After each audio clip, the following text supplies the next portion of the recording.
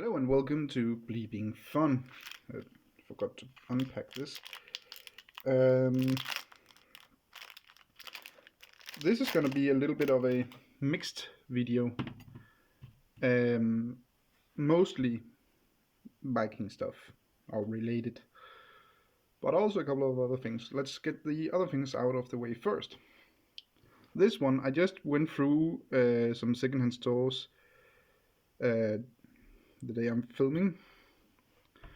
And I found this and I couldn't help but buying it. It was also quite cheap. It's a letter knife someone had made at some point with Canadian coins in it. I just think it was so awesome. Couldn't help it but buying it when it also was cheap. I paid 20 DKK for it. That's pocket change basically. So yeah, I couldn't help it. I just think it's pretty cool. A little big handle, but yeah, it's fine. So that is quite fun. Then we have this one. I have fired up my forge again and been doing some blacksmithing. And I made this knife, and it's not all done. I'm done forging it, but I need to make a better handle. I just put some string on so I remember which end is what. And it was just the first try. I am very new to forging, so I'm happy with the results. But I made this out of an old horseshoe that I found by metal detecting. And just fired up the forge and straightened it out, and yeah, then just made the blade, and then the rest is just the rest. I have a couple of ideas that I want to try on a horseshoe another time, where I will try to hammer down the handle part thin and then bend it around, kind of like on these women knives actually, but bigger. We get to that. That's an idea, but I have a couple of other things I want to work on first. So, but yeah, if you, it's just an idea also for whoever else are detecting and maybe doing some blacksmithing or forging. You can do this. I just have fun with it. So I think this is cool. And instead of just scrapping the old iron and steel for that matter, you can actually make something out of it. Of course, there is all these holes from the rust and the damage through time, but it still works, and you could remove quite a lot. And if you hammer it down, as I say, and make that type of handle, it wouldn't be a problem here. So yeah, and I like this rough look personally. Don't mind it. But yeah, I think it's better than just scrapping the metal. I did have to hammer off quite a lot of rust. I actually just took the piece. I didn't do anything but just hammering it off. I just put it on the anvil and just struck it off with the hammer, and that worked fine. That's by far the worst of it, and then a lot more will fall off as you heat it and hammer on it. So no problem on that. But I actually think I ended out quite well on that. Then we have now we are actually over in the Viking stuff. Women's knife I tried to make. It went better than last time, but I did make the blade a little short, I think. But it's still functional, you know. I can hold it and I can cut small things if I want to. I haven't made it sharp, but still. So it works. Let's take these. I got a couple of things for Christmas. I also got some clothing. We will take that in a later video, but I got two of these. I only have one here.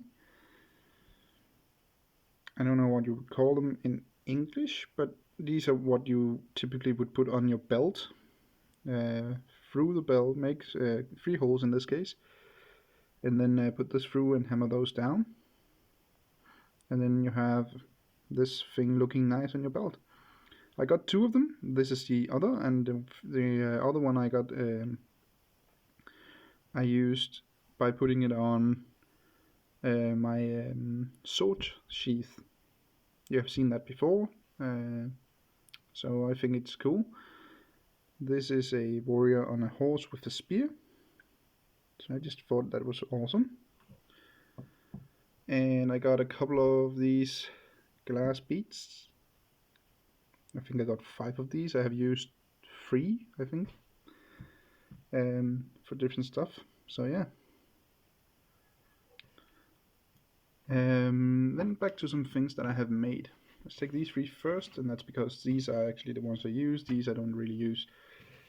For fun, I started making these, and not just these, but making a couple of things out of copper.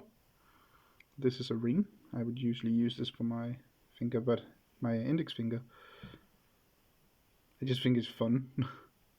At least use it. I don't know about that, but I sized it to my index finger. Let's say it like that. Nice and simple, but also a nice ring. And then I made 2 arm rings, which I twisted.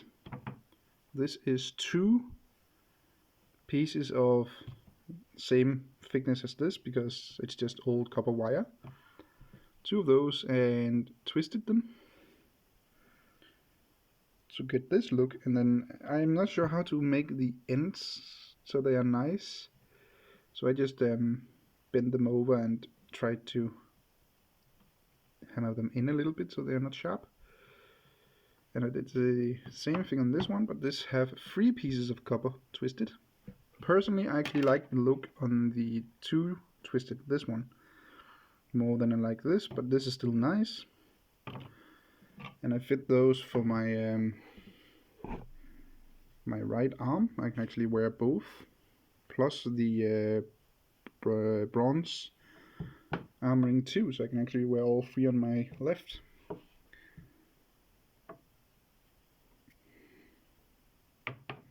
So again, reused stuff, old copper wire. And we have more of that over here. 3 twisted to a ring. I want to try that with 2, and I need to make a better twist because this messed up a bit, and a better ending, but except that it's functional.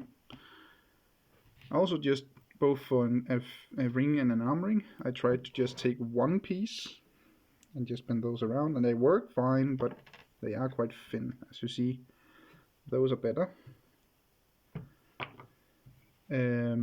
And what got it started was actually, if you remember the last video of some Viking stuff I did, where I showed the things I put on my hat. I had I think I call it a ring needle, probably more of a ring buckle, but yeah. That was one I bought, and then I thought, taking this copper wire, couldn't I make them myself? Yeah, I can. So I made these, a bunch of them actually, and then a friend from the Viking fighting group said that maybe I should try to twist it, like I have done with the arm rings. Tried that, and that works quite nice. It actually looks quite nice compared to just a plain piece. Focus. But both look good in my opinion. And then I made a couple of iron 2. This ended out being more of a horseshoe than a round, but it works. So yeah, I have made a bunch of each of these, and this, and a couple, I think I've made 3 of these rings and a handful of arm rings, but it's the same as what I have here, so that's why I don't show them all.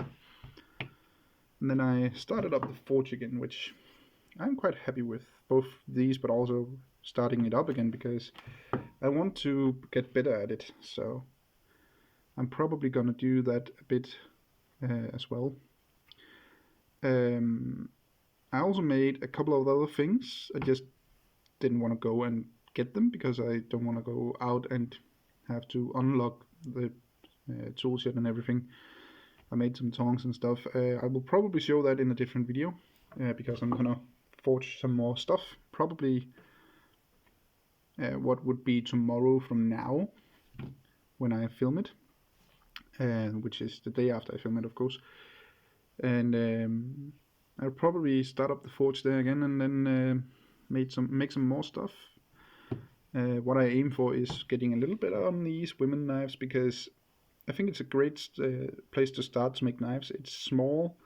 They're made of iron, not steel, so they are easier to hammer down. Or it's probably not iron, but quite soft steel that you don't harden.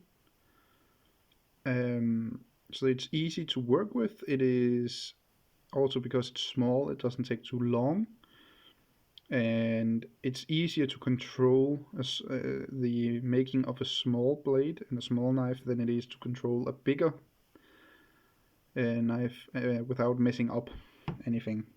So I think it's a good place to start, but that doesn't keep me from trying making some bigger ones. Anyway, I hope you enjoyed the video. I sure did, and I just really think this is cool. That also gives anyone an idea. I could actually forge out some blades for these. That would actually be quite cool to try and forge the blade and then make a handle like this, probably with more coins. Now I'm just rambling. Anyway, hope you enjoyed the video. I sure did. Thanks for watching and keep having some bleeping fun.